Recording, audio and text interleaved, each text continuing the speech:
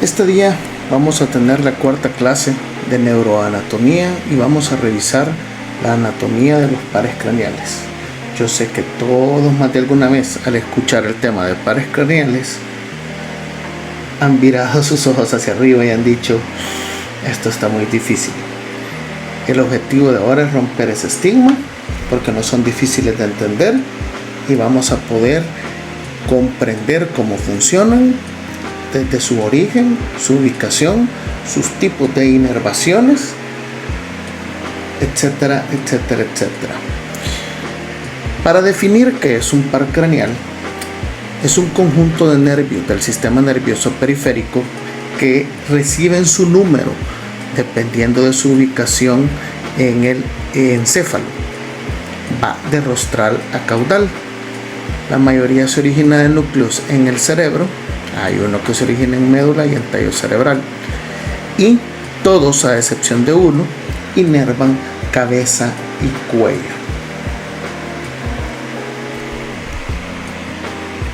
En este esquema tenemos los 12 pares craneales agrupados y su ubicación es bastante pequeño. No pretendo que lo vean, únicamente para que se den cuenta o que tengan una idea. Las fibras sensoriales o las fibras sensitivas están en rojo y las fibras motoras están en azul.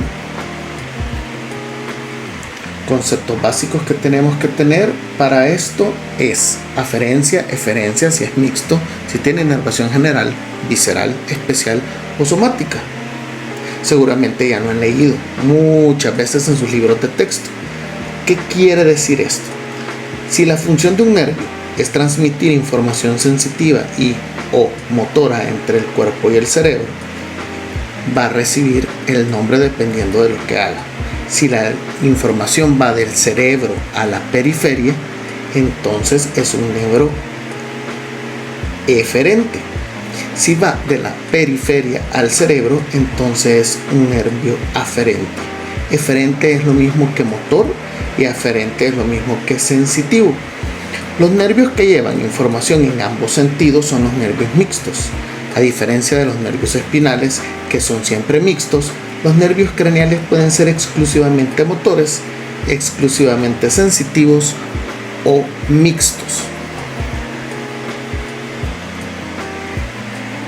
En este esquema que tenemos a la izquierda, que vamos a utilizar esto, vamos a ver cómo tenemos la aferencia. Empezando, vamos a ponerle colorcito a esto. Tenemos aquí la eferencia.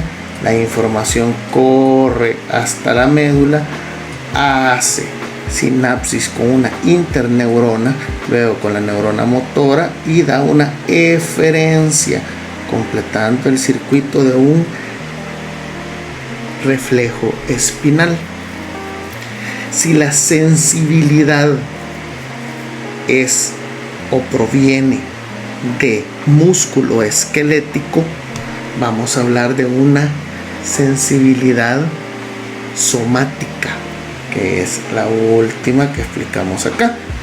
Si la sensibilidad se da a partir de nuestros 5 sentidos, como el olfato, la vista, el oído, equilibrio y el gusto y el tacto, entonces vamos a tener una sensibilidad especial. Eso a grandes rasgos. Combinando todas estas categorías de aferente, eferente, mixto, general, visceral, especial y somático, es que nosotros vamos a tener nervios aferentes especiales, nervios aferentes generales, nervios aferentes viscerales y nervios aferentes somáticos. Eso nos permite definir los componentes funcionales de un nervio. Por ejemplo, si las fibras del nervio transmiten exclusivamente información sensitiva especial, es conocido como un nervio aferente especial. Si transmite otros tipos de información sensitiva como tacto, presión, dolor o temperatura, entonces es un nervio aferente general.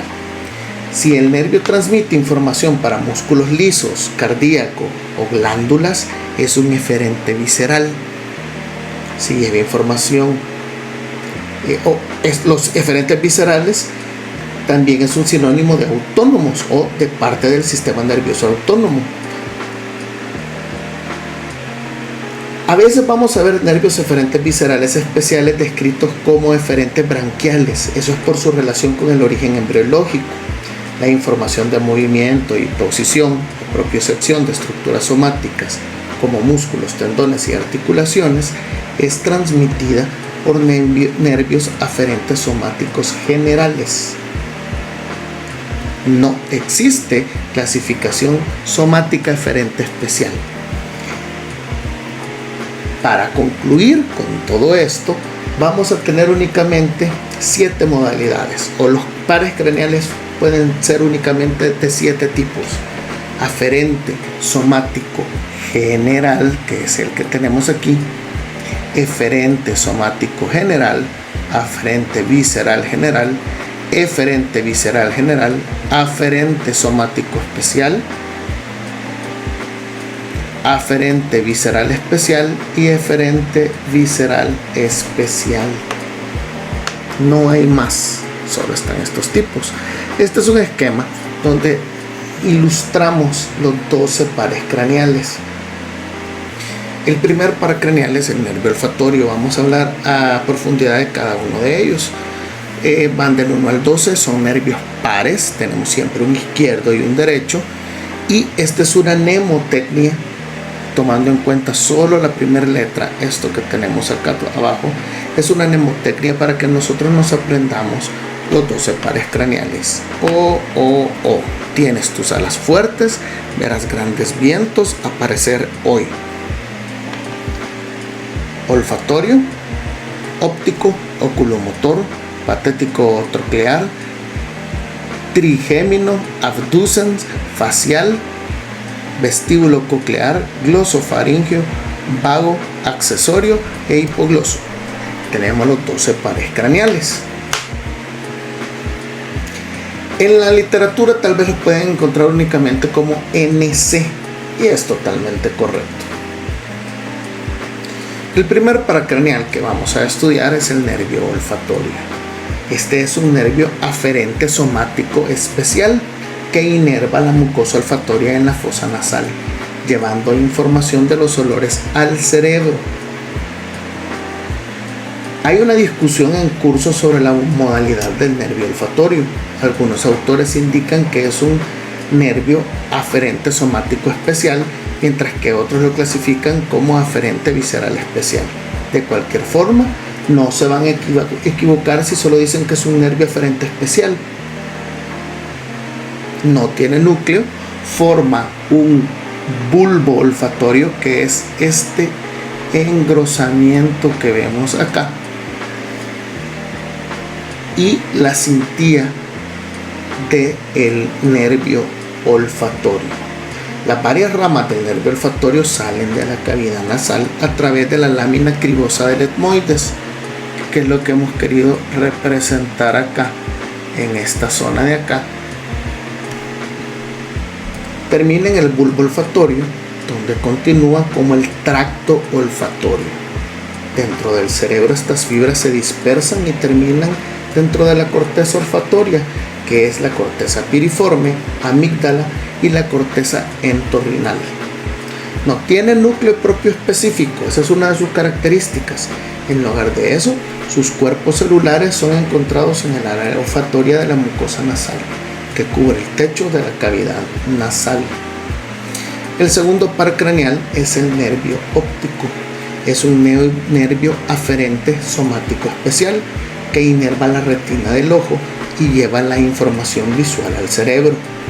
Las fibras neurales se originan de los fotorreceptores de la retina, que convergen en el disco óptico o papila, formando el nervio óptico, que sale de la órbita a través del conducto óptico.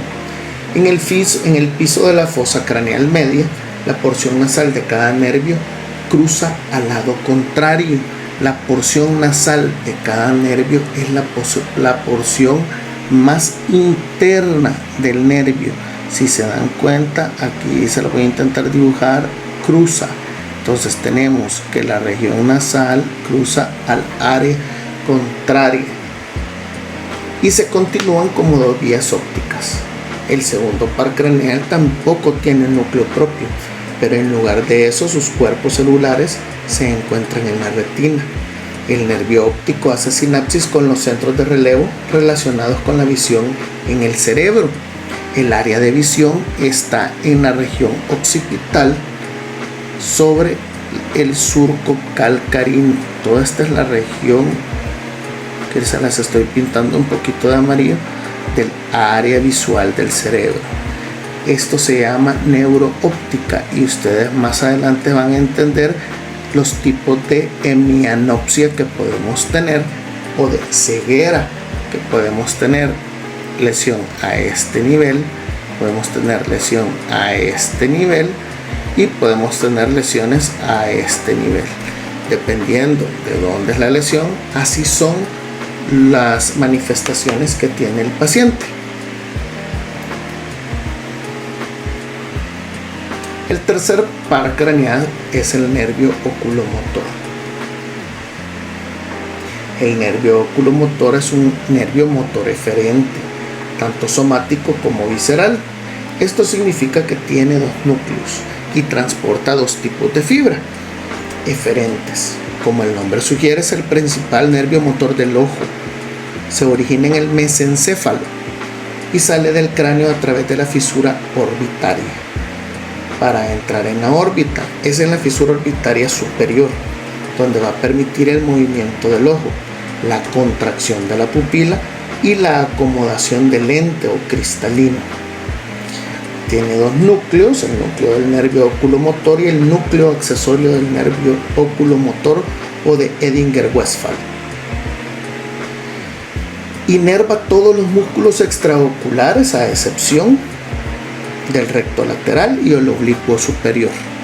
Esto quiere decir que cuando nosotros estamos evaluando el nervio oculomotor, este es el responsable de todos los movimientos a excepción del movimiento externo del ojo, o sea, mirar hacia el lado, por ejemplo, el ojo derecho viendo hacia la derecha y el ojo izquierdo viendo hacia la izquierda.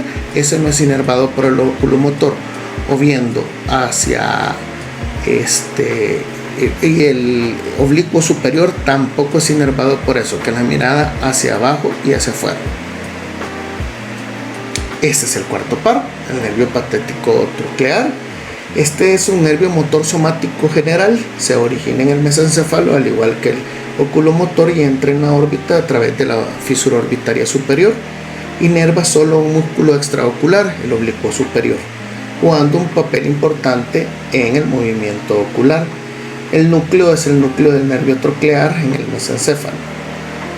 Su campo de inervación únicamente el músculo oblicuo superior. El quinto par craneal es el nervio trigémino. Es un nervio mixto que contiene fibras tanto viscerales especiales como somáticas generales. Estas fibras se originan en el mesencéfalo, formando el ganglio del trigémino o ganglio de Gasser, cerca del ápice de la porción petrosa del hueso temporal. El nervio trigémino se divide en tres ramas, la B1, B2 y B3. Para una mnemotecnia que no se les olvide, pongan sus tres deditos, uno señalando hacia la frente, que sería la rama oftálmica sobre su ojito, la B2, que sería la maxilar, sobre el hueso maxilar, y la B3 sería la mandibular, sobre la mandíbula. Cada uno de estos salen del cráneo por aberturas diferentes. El oftálmico sale a través de la fisura orbitaria superior, el maxilar por el foramen redondo mayor y el mandibular por el foramen oval. En resumen, eferente visceral especial, aferente somático general. Tiene 4 núcleos: núcleo motor del trigémino, núcleo sensitivo principal del nervio trigémino, núcleo espinal del nervio trigémino, núcleo mesencefálico del nervio trigémino. Los campos de inervación: músculos de la masticación, la porción anterior del músculo digástrico, músculos tensores del tímpano y su área sensitiva: cuero cabelludo, cara, órbita, senos paranasales, 2 tercios anteriores de la lengua. Las 3 ramas del nervio trigémino proporcionan la sensibilidad de la piel del rostro, Las áreas de inervación cutánea son las siguientes. V1, nervio oftálmico, inerva frente, órbita y nariz. Disculpen que repita, pero es para que se nos quede más claro. Nervio maxilar, dermatoma de V2, inerva la región cigomática y el labio superior. Y el nervio mandibular, dermatomo de V3, inerva la piel alrededor de la boca, el labio inferior y la piel de la región mandibular. El sexto par es el nervio abducen o motor ocular externo. Siempre este nervio lo explicamos cuando explicamos el oculomotor, un nervio eferente somático general que inervia el músculo rectolateral. Se origina en el tronco encefálico y sale del cráneo a través de la fisura orbitaria superior. Tiene un núcleo, que es el núcleo del nervio abducen. A pesar de que puede parecer el menos relevante, el nervio abducen juega un papel importante en el movimiento ocular. Si aún opinamos diferente, solo se tiene que ver a alguien con estrabismo para ver la importancia de este nervio. El siguiente nervio es el nervio facial. El nervio facial es un nervio multimodal que lleva fibras tanto generales como especiales. Se origina en el tronco encefálico como dos porciones separadas, una raíz primaria más larga que transforma fibras motoras y un nervio intermediario más pequeño, que es el nervio intermediario de Rysberg, que transporta fibras sensitivas y parasimpáticas. Las dos porciones salen del cráneo a través del conducto auditivo interno y viajan a través del conducto facial. Aquí se unen formando el nervio facial propiamente dicho y salen del cráneo juntos a través del foramen estilomastoideo. Una vez que el nervio facial alcanza el rostro, este permite muchas funciones tales como la expresión facial, secreción de glándulas como las lagrimales y la sensación del gusto en los 2 tercios anteriores de la lengua. Además de eso, el nervio facial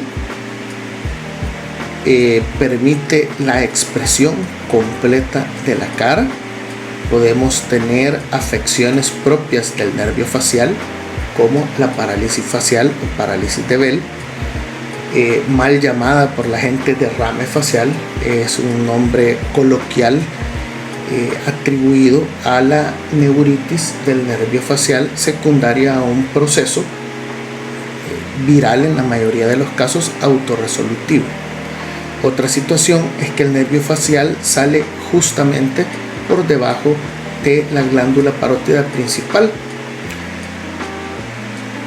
Cáncer de parótida puede provocar parálisis facial también, entonces tenemos que tener mucho cuidado con estas situaciones. El siguiente es un nervio, el octavo par craneal o nervio vestíbulo-coclear. Es un nervio aferente somático especial. Está compuesto por 2 partes, el nervio vestibular y el nervio coclear. Estos hacen sinapsis con su respectivo núcleo en el tronco encefálico. El componente coclear permite escuchar, mientras que la porción vestibular participa en el balance y en el movimiento. En la parte más profunda del conducto auditivo interno, ambas partes se unen y entran al cráneo a través del conducto auditivo interno. Para salvar la confusión de esto, nota que la terminología del núcleo coclear dorsal y ventral varía. Algunas veces se encuentran como núcleo coclear anterior y posterior, y en otros lugares simplemente agrupados como núcleos auditivos. El nervio glosofaríngeo es el noveno par craneal, que es otro nervio multimodal.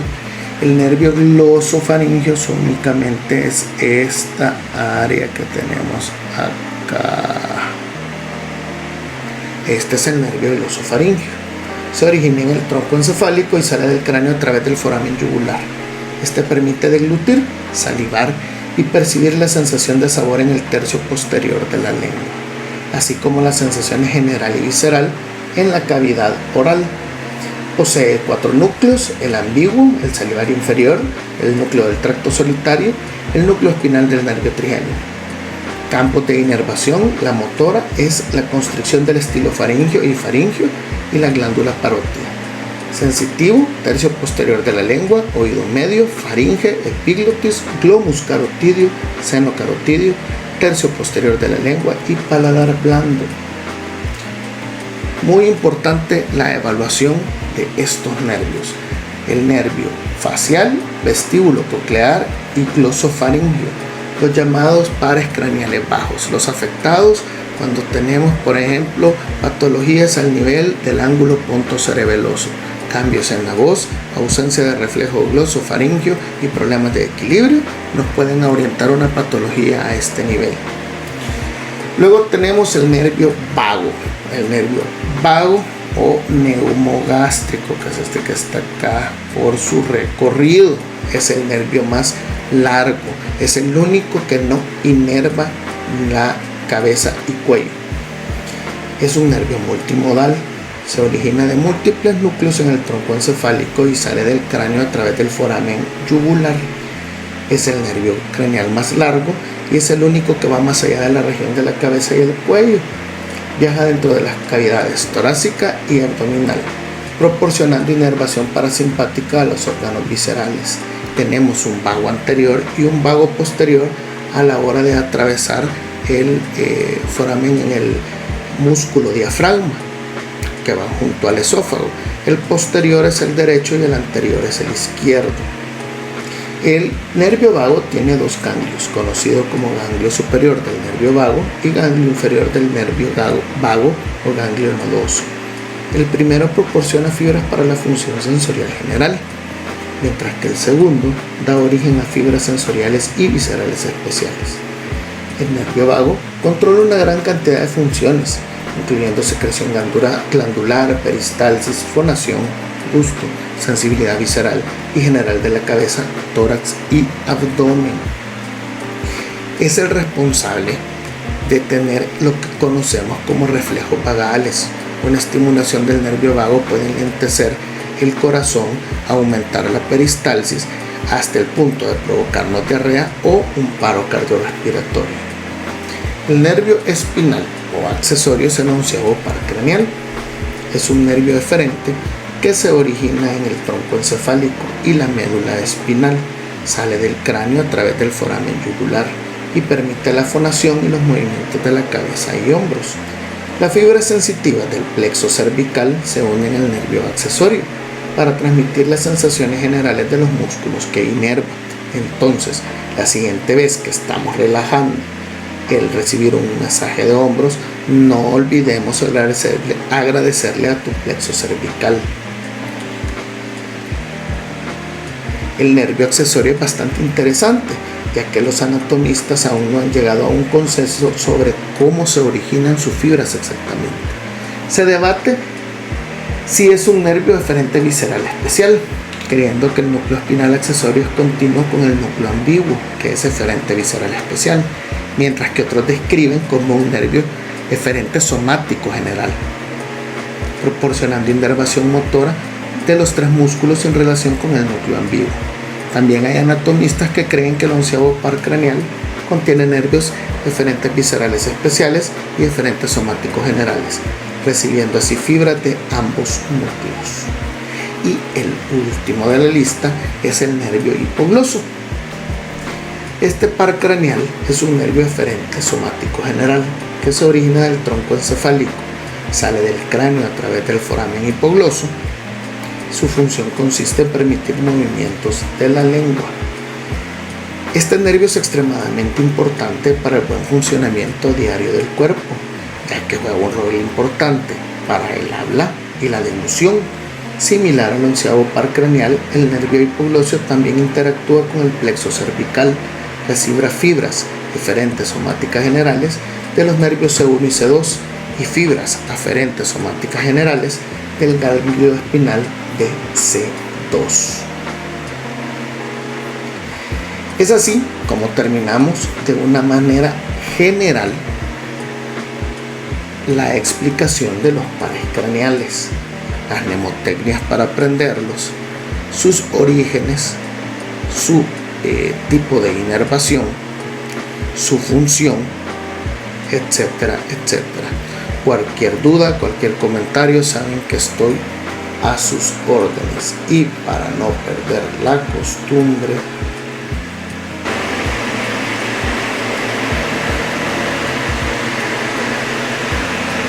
Gracias por su atención.